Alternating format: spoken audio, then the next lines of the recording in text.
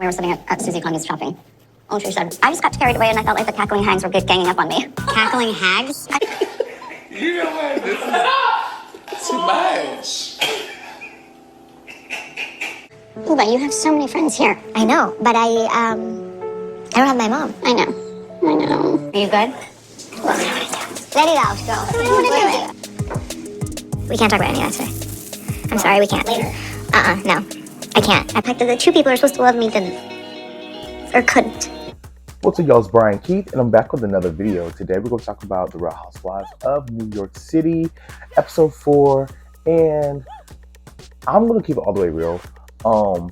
So I like New York, I enjoy New York, and I like the fact that we are getting a deep dive learning exactly who these women are. Now, is there drama like all the other shows? No. But I'm still enjoying the show, which is oddly, I think Rodney Du Bois said, I was watching his videos like 2 weeks ago, and he said like if Real Housewives of Atlanta was arguing about like, what was it, cheese, we'd be over here looking at them like they're crazy. But I feel like the expectation that they set is basically what it is.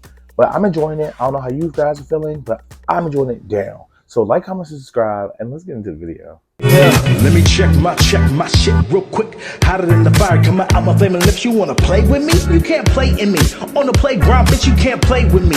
Got it, won it, securing the bag. Right, so basically, it's the next day after the whole dinner that they had the night before. The girls are leaving, and they come downstairs just to have like a little breakfast before they all head out. So Jenna's basically coming downstairs. She's going to cook shashuka, right? So the girls are basically lusting over Jenna's jewelry. $1 million worth of diamond jewelry at the kitchen counter. It's insane, right? That's an interesting morning look for the Hamptons.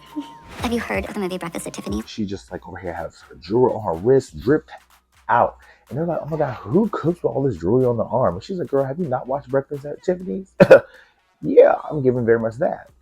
So, Uber brings out her Uber Hot, and I feel like this is very smart because one, branding, two, she goes on a backstory about how she created Uber Hot back in 2021.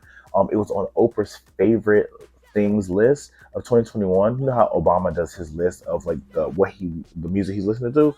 So basically, Oprah does that every year as well, but hers is about the favorite things that she just overall likes. So Uber Hot was up there, and that just put her brand on a different platform, right?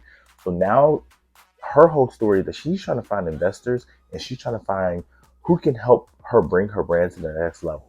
I haven't tried Uber Hot, but I definitely want to buy it and see how it tastes. Okay, everybody's like, it tastes really good. I'm okay. I love me some good old hot sauce.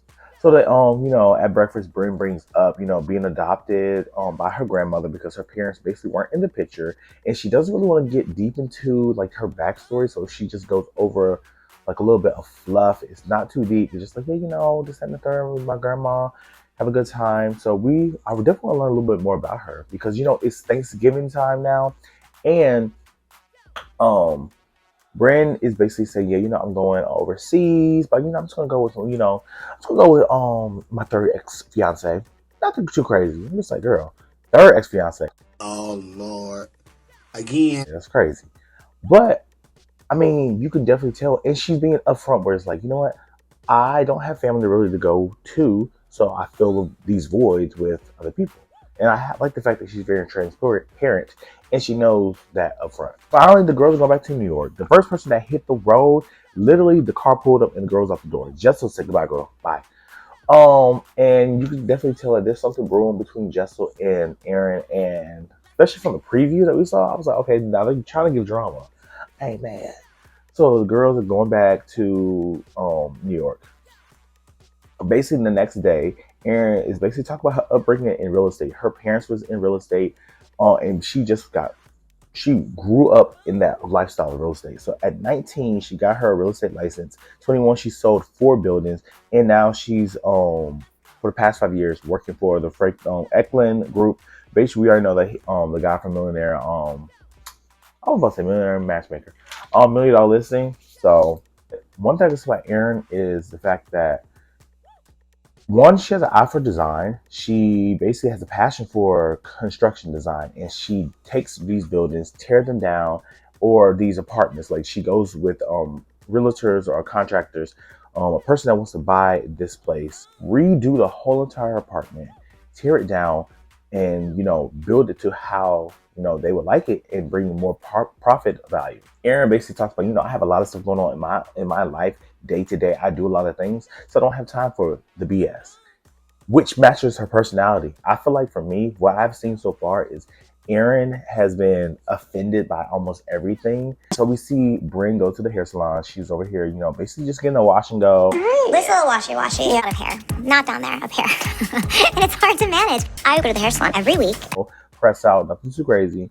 And we found out that Brynn is actually black and white. She is mixed biracial. And, she tells her story about living in Indiana as a mixed girl, growing up, and going to an all-white school, not having that community of her black side with her dad. Mom's mom raised me. My mom's white, my dad's black. Having the support and exposure to like a strong black community. So she is very, we can definitely see that she's trying to break down that shell, that wall that she has up, but that wall is still there. She talks about, going to the beauty shop was one of the best things that could ever happen to her because she was exposed to black women. She was exposed to the black community, and she probably got a lot of love and admiration from those women for 10 years. Me there to make my life and her life easier. Little did she know that actually that had a massive impact. And she was like, well, me and my grandma at the time just thought that we were just doing this just to help me out because it made it easier just to contain my hair. But she was like, that was a monumental moment in my life that, set her on this trajectory of who she is today. I feel like there are a lot of biracial kids out there that has black daddies and white mamas. And a lot of them go through this same similar situation. And I feel like it's for both of the parents to do the due diligence, especially the African American parent. I can't put all the blame on the white parent because they don't know how to be black. But the African American parent, I feel like it's very much a responsibility to expose your child to your side of the community. Now, whatever your child just choose to identify and be, that's them. But at least give them that opportunity and that right to expose them to that side of their family, right? So Miss Uba, she over here welcomes in her mentor, and they're talking about the investors. And they're talking about, okay, why are you having such a disconnect trying to get investors? To take Uber Heart to the next level, what I need you to help me is to understand why it's so hard for me to receive. And Uber breaks down because she's just like, I feel like I have no one. And, her mother passed away in 2012, and she is longing for this sense of community. I just feel alone. But you have so many friends here. I know, but I don't have my mom. And her mentor's like, well, you have friends here, you have people that care about you. And she's just crying because she's just like, she missed her mom. Her mom would basically tell her, like, girl, don't worry about it. Go get it. Do what you got to do. Just, cheer her on. So her mentor is just like, at the end of the day, that's what you need to do. Your mother's going to cheer you on. Your mother's going to be your biggest supporter. So take that and just run with it because we need to make sure you're hitting the ground running. I feel like Uber definitely, especially with this show, Uber's definitely going to be successful. Her brand's going to be successful as well. Definitely, I want to buy her sauce. So we'll see what happens. So Sai, go to Sai's house. She's talking to her husband. She's talking about having a Friendsgiving. So having a Friendsgiving for Brynn because Brynn don't have no family. Sai calls Brynn. Brynn's overseas. And she tells her, like, look, we're going to have a Friendsgiving for you. What you think about it? Brynn's like, yes, girl. Anything about me? I'm here for it. Yeah. Yeah. So the topic trickles to Jessel and how she was basically doing too much. And I feel like, Sai's husband makes so much sense. The way he explained it was just so simple. And I was just like, boom. Y'all are trying to judge her. And we don't even know, we don't know, especially me, I don't have kids. I'm not a woman. I don't know the ramifications of postpartum or how long you should bounce back into, the bedroom. I don't know. Only those women have kids, minus Brynn and Uba. So I feel like they can probably speak on, they should know, but I feel like they were being a little bit tough on her. But one thing I can say about Miss Jessel is a little bit absent-minded when it comes to the way she talks to people. Jessel is very, very forthright with how she feels. And, you know, she just says it and she just goes. It's very aloof. So hopefully she can work on that. So Jessel and her husband, they basically sit down and they're talking about, you know, educational schools or introductory schools for their children. And there's I forgot the name of the school, but it's very like high acidity, very, you know, high class, all that. And Jessel wants her kids to go there. And her husband's just like, okay, I feel we can find a cheaper option because one, all they're going to be doing is coloring, watering plants, and sleeping. I'm about to spend $46,000 a year for that. So, you know, they transition to, you know, the Hamptons trip. And Jessel says, like, you know, I was just a lamb led for slaughter. The girls came after me because I didn't like this whole lingerie situation. And I have a right not to like it, which she does have a right not to like it. Dad, if you have a problem with me, I would just really love it if you come to me. If you ever do something really lame again, just come and talk to you. But her husband says, like, sometimes your tone of voice can come off very rude and your tone of voice can be a little, you know, he can't find the word. So she's like, so you call me a bitch. And I'm in my head, I'm like, yeah, he's calling you a bitch. So we transfer over to Jenna and goes to Aaron's house. First of all, Jenna is looking fly as hell. Just walking down, the girl's fly. She walks into Aaron's nasty ass house. Let me stop. But Aaron's making it seem like her house is just so nasty. It's not. So Aaron comes in. Jenna comes in with a gift for Aaron just to thank her for the hospitality of hosting. And, you know, Jenna basically talks about Jessel cutting up at the little they went out shopping. She made a mention we were sitting at Susie Connie's shopping. Oh, she said, I just got carried away and I felt like the cackling hags were ganging up on me. Cackling hags? And she was like, yeah, you know, so 2 days ago I went out shopping with Jessel. And, you know, Jessel had a few choice words about you and the girls. So she's just like, yeah, you know, we were just talking back and forth about the situation. And she just called you guys cackling hens. Nothing's crazy. Aaron was like, cackling hens? Really? I'm just like, Aaron, why are you so surprised? Aaron is always like, really? They gonna call us cackling hens? That's crazy. There's two things in the situation. Like, Aaron's always like offended by something that's really, it's just like, girl, she just called her that because y'all was on her case. Avi. Then Jenna act like, oh, you know, I just told her the information. I wasn't trying to be messy. You were trying to be messy, but you were being messy. And I think you were actually trying to be messy. So it's just funny. I didn't think that Jenna would be that girl to be the bone carrier, but I'm not mad at it. Girl, play your position. Jenna feels like, you know, Jessica's just trying too hard in the situation.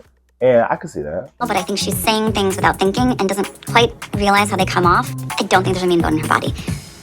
I think she's trying too hard. Sai is following the Friendsgiving. Sai's hosting. And, you know, Sai, first of all, from the hair to the outfit, I feel like this is definitely one of Sai's best looks so far. She gave it. So, you know, Brandon's the first one to arrive. And off the bat, Brandon's flirting with everybody. She's like, are you married? Oh my God, you're so cute. You're not married? Okay, well, never mind. Hi, welcome. Happy Friendsgiving. Hi. I have little slippers in there. And I also brought something for, to make, oh, here. I mean, the girls giving. Like, I love Brandon's personality. All the girls show up one by one, and you know, for me, the best dress is Sai and Jenna. Jenna's always gonna give you subdued but sexy subdued. Aaron walks in, and you know, she didn't take her shoes off, and Sai just right there. She's Happy you're here. Where are you doing with your shoes on? I have to take them off? Okay, of course. There was a PSA. Just like, girl, I told you to take your shoes off. What are you doing? She was like, oh, I'm sorry. I didn't know how to take shoes off. She was like, yes, you did, because I sent a PSA. I'll let y'all know in the text message. Take your shoes off. I don't want nothing from New York to come to my house. I mean, come on now. So Jessel walks in, and you know, Aaron's kind of like making faces, looking at her like all like, But I'm just like, Oh my God, hi! Come in. How are you? Delicious. Thank you so much. Oh my goodness. Hi! Aaron, you gonna make faces, but you're not gonna say nothing, sweetie. Oh. So Jessel goes to Aaron, and she's just like, hey girl, oh my God. First of all, she makes her rounds to everybody. But Jessel goes to Aaron, she's just like, hey girl, oh my God, I heard about your memorial. I hope you had a good time there. No, so yeah, that's really unfortunate. I hope that today went well though. Yeah, it was fun. Bye. Oh my God, thank you. Aaron's just like, I mean, my grandmother passed away, so I don't see what kind of good time I would have. But I mean, it was a nice memorial. You know, she's like, I'm being very emotional. Jessica goes to the bathroom, and then that's when Aaron's just like, look.